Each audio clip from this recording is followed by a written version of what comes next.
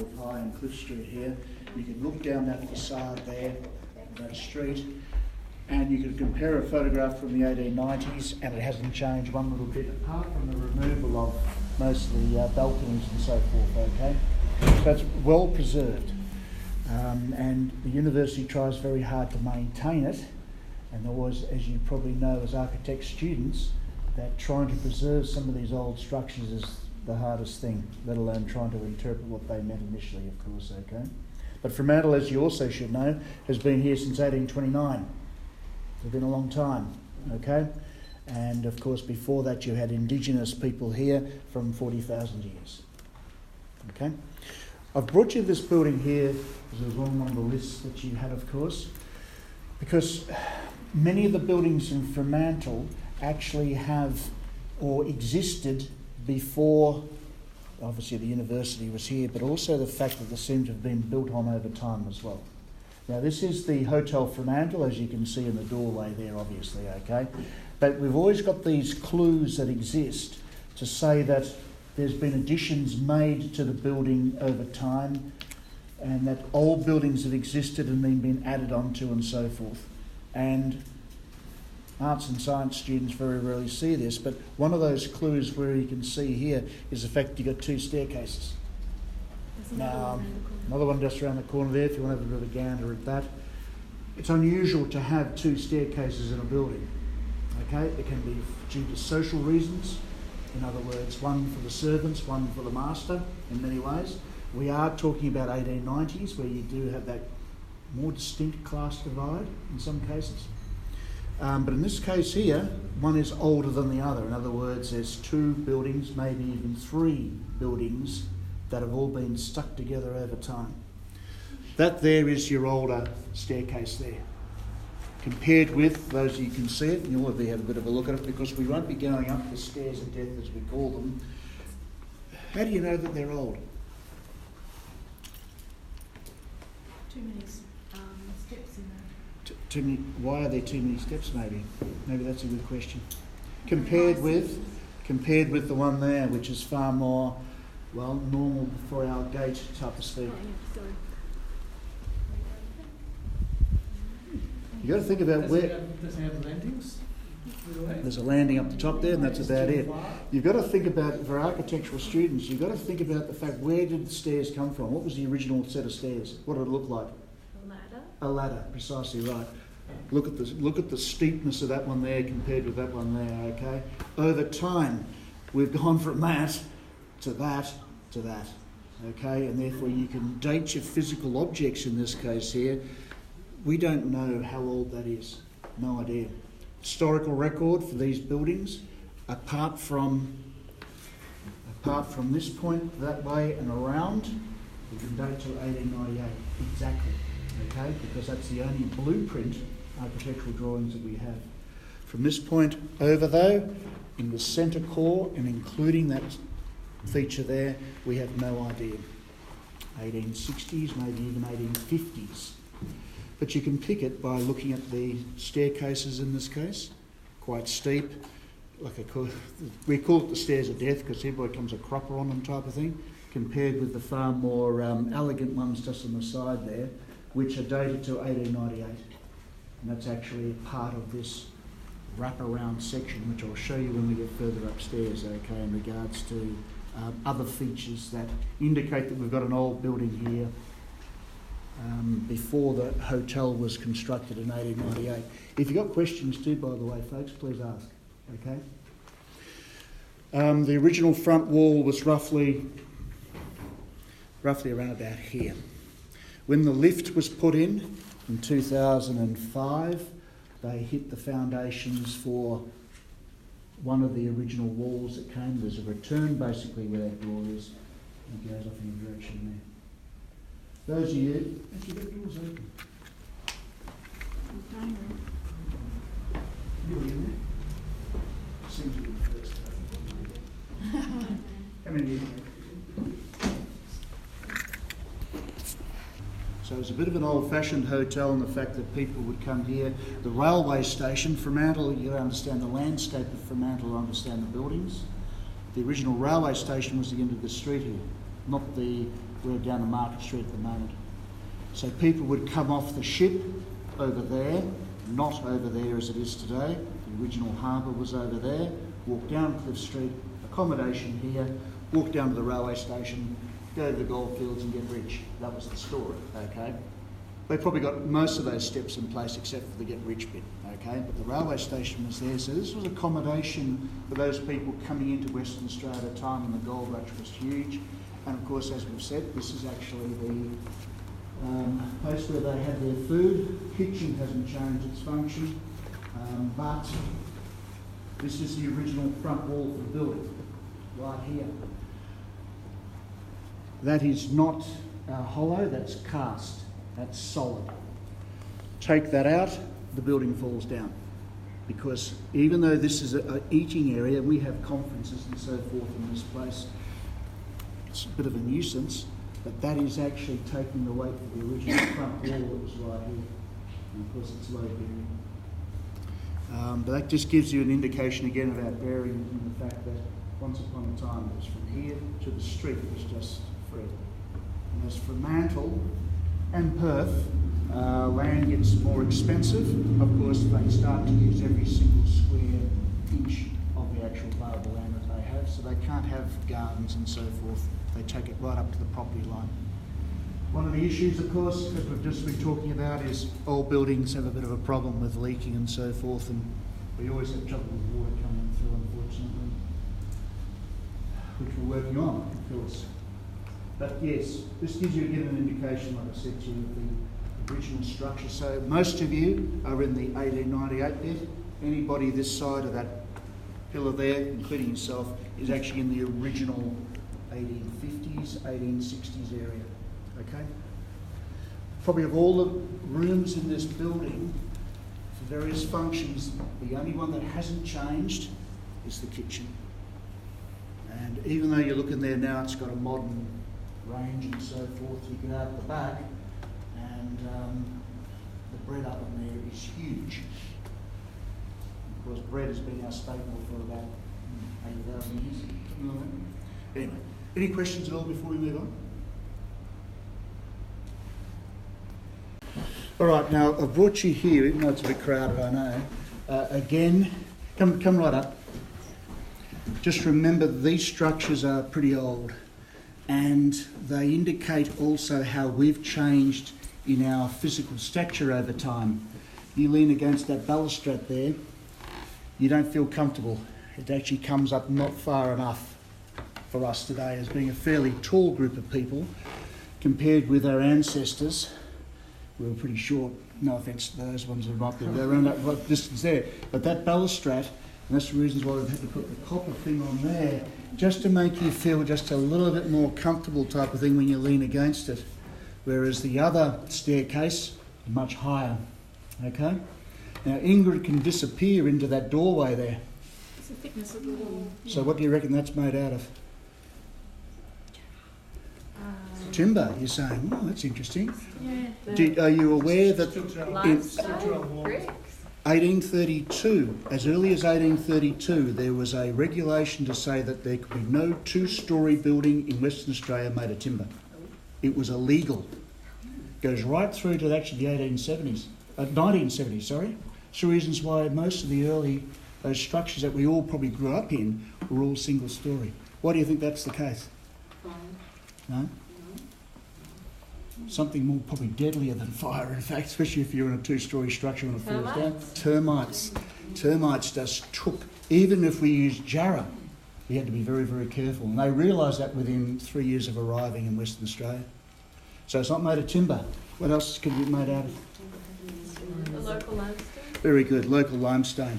Local limestone, you must remember, is actually quite soft. So therefore, for a 2, and in fact 3-storey structure that we've got, the walls are actually quite thick. As you can see, you can disappear into it.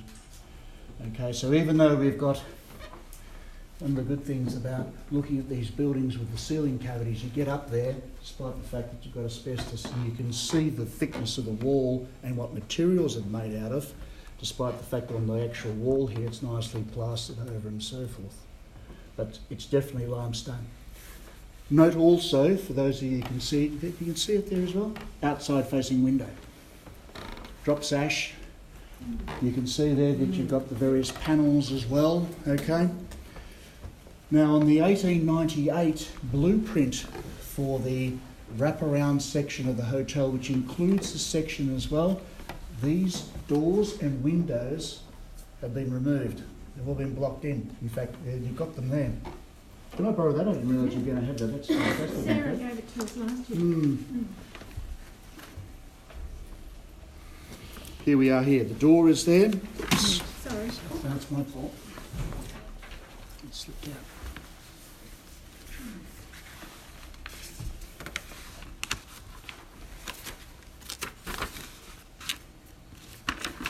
So you've got the doors there, but the windows are gone.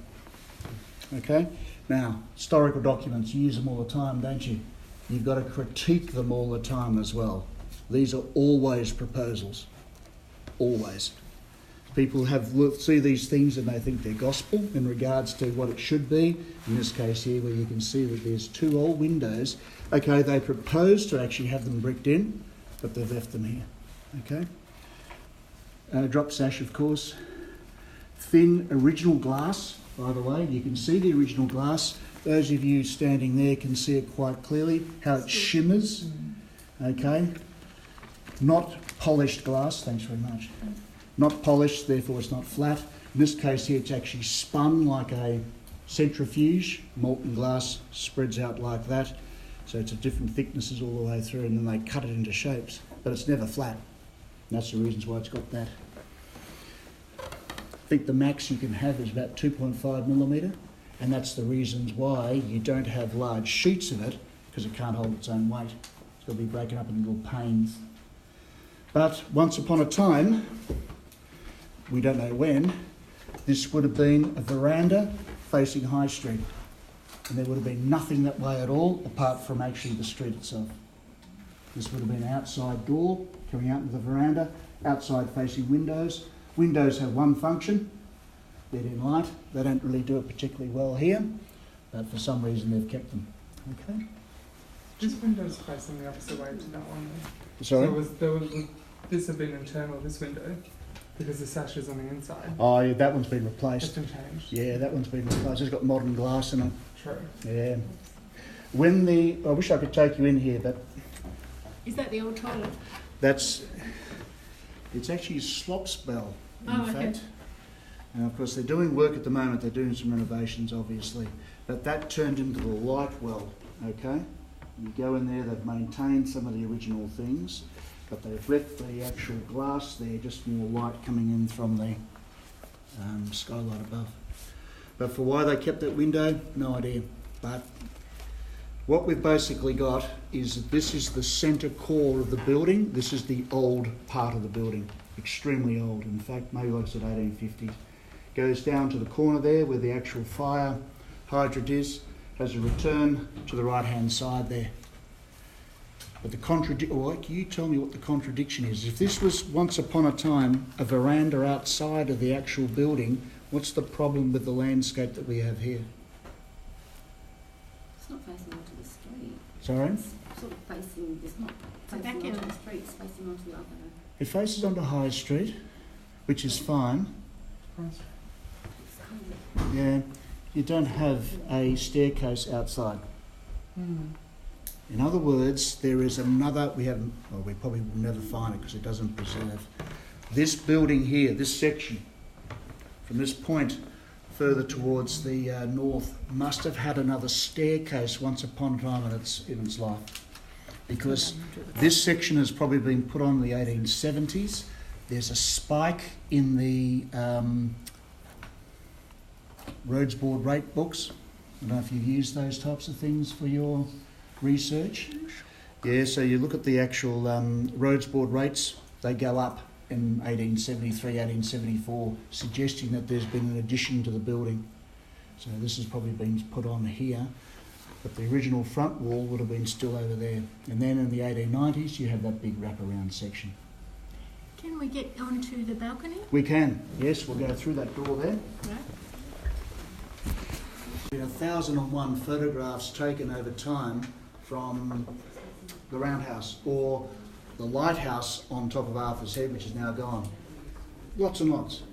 Unfortunately, there's also been a 3-storey building across the road which has blocked most of the photographs taken, which is really annoying because we only get a glimpse of the original facade here, just in case the photographer's just been a little bit left round about where the roundhouse is and the lighthouse. So we get a bit of an idea about what was here, but unfortunately we don't get much of this building at all because the visual stuff is blocked by a building across the road.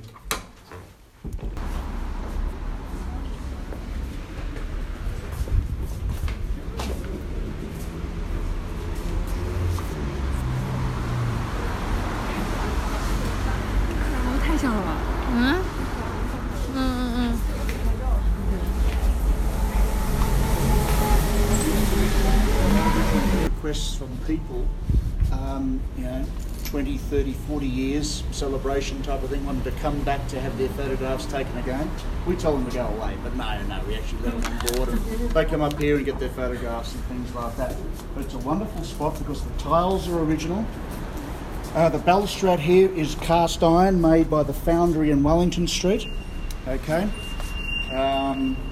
Despite the fact that you get the salt air all the time coming through and that affects the concrete, for example, and also the cast iron, even though it survives reasonably well, this has stayed reasonably good condition. There was some fretting, for example, on some of these walls here, but they've fixed it up.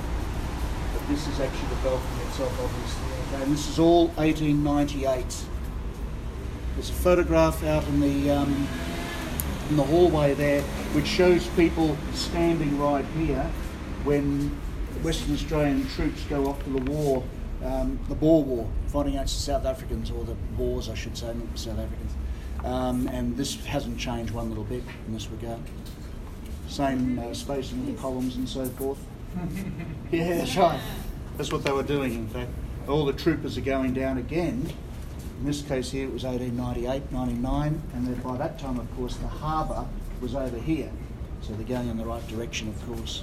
But that building is 1886, 87. Like the later front. Sorry? So the late front is a bit later. I thought they only just plastered it, to be honest with you. I thought originally it was brick. A face brick type of thing. When they opened it up, it was such a fancy thing. It was originally the Union Bank. We'll go across there in a moment. It took up a whole half a page of the Perth Gazette or the Western Australian newspaper at the time. So, but this building here. Sorry, go ahead. Sorry, Inskip, Melbourne architect for Union Bank Scout. But what I was hoping you were going to tell us, now these are the original bedrooms that are opening onto the balcony. And this is then residential, this is people living at night in the street, and this is the public space, public-private, and connection with the street, and that bit about processions going past, this is the main street to the wharf, so this is the street at the upper level, and connects directly over there where the residence was for the master of the bank, what do you call a bank? Manager, over there. So these buildings, they might be 10 years apart, but they are the same kind of thing. I just say too, it's very male dominated as well. It was. Male smoking room here.